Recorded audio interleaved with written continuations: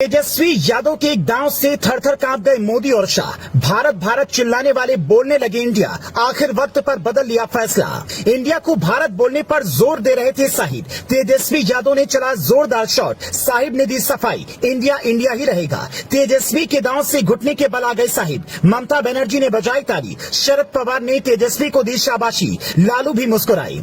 एक बार फिर तेजस्वी यादव ने मोदी शाह को बुरी तरह से फंसा दिया। 24 घंटे के अंदर ही बदल दिया फैसला। भारत वाले फैसले पर मांगी माफी। देश के इतिहास में ये पहली दफा ही होगा कि मुल्क के मुखिया की पहचान जिस नाम से हो उसी को सिर्फ इसलिए बदला जा रहा है जिससे उसका फायदा गलती से भी विपक्षी पार्टी न उठा सके।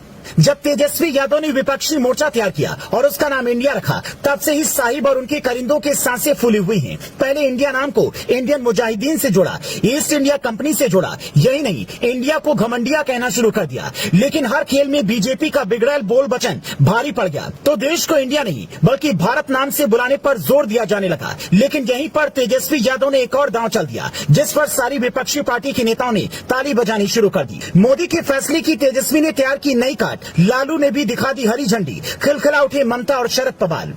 ये भी शायद पहली दफा ही होगा कि सत्ता में रहने वाली पार्टी विपक्षी पार्टियों से इस कदर घबरा जाएं कि देश के नाम को बदलने का फैसला ले लें। ये सब मुमकिन हो पाया तेजस्वी यादव की वजह से। मोदी के सामने सियासत करके तेजस्वी यादव ने अपनी काबिलियत का लोहा मनवा लिया। बिल्कुल लालू वाली स्टाइल में राजनीति करने के लिए पहचान रखने वाले तेजस्वी मोदी और शाह की राजनीति की चादर का ऐसा सिरा खींच दिया है कि अब दोनों ही नेता पानी मांगने लगे हैं। सबसे पहले सारे दलों को एकजुट कर एक मंच पर ले आए, जिसमें कई नेता और पार्टी तो ऐसी भी रही जो हमेशा एक दूसरे के खिलाफ चुनाव लड़ती रही। लेकिन तेजस्वी की मेहनत की वजह से विपक्षी मोर्चा बन गया और उससे पहले अपने पिता लालू प्रसाद यादव को जेल से बाहर निकालने से लेकर अपनी पार्टी को सत्ता में लाने का काम अकेले अपने दम पर तेजस्वी यादव ने कर दिखाया। लेकिन जैसे ही विपक्षी मोर्चे का नाम इंडिया रखा गया, वैसे ही साहिब एंड पार्टी की सांसें फूल गयी। हर उस जगह से इंडिया शब्द को हटाने की पुरजोर कोशिश होती रही जहाँ जहाँ इंडिया लिखा हुआ था। पहले RSS मोहन भागवत ने भारत बोलने पर जोर दिया, उसके बाद एक से बढ़कर एक कमल छाप नेता ज्ञानी हो गए।